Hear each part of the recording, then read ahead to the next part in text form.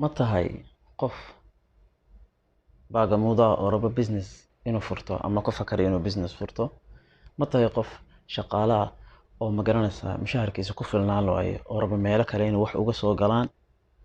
ma tahay qof hadda businesskiisa bilaabay oo raba businesskiisa inuu u kobco? ma tahay qof businesskiisa raba inuu u ballaarnaado oo macnaheedu si fiican u soconayo? ma tahay qof businesskiisa raba inuu business kale ku sii daro oo furo oo laakiin ka baqanaya inuu businesskiisa kaga mashquulo?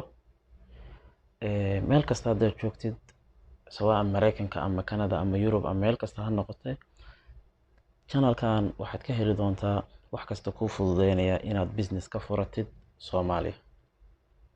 waayo dalkeena waad ogtahay fursado fara badan baa ka buuxa.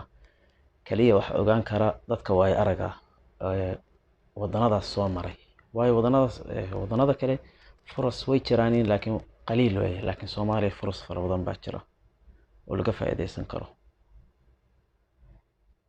sawaan kana business yar aw business weyn.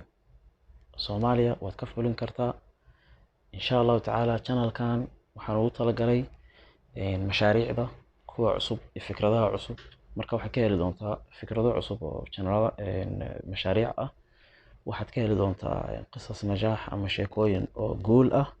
waxaad ka heli doontaa biidnillaahi kariim waxyaabo kugu caawinaya inaad businesskaaga aad maamultid ama businesskaaga uu ismaamulo oo adigana aad business kale furatid oo aad maaragtay aad mas'uul ka noqoto businesskaaga uu ismaamulo. insha Allah tacaala subscribe dheh biidnillaahi kariim. dadkana u share garee say maaragtay walaalaheen iyo walaalaheen Soomaaliya jooga si uga faa'iideystaan biidnillaahi kariim. aad baa u mahadsantihiin. wassalaamu calaykum.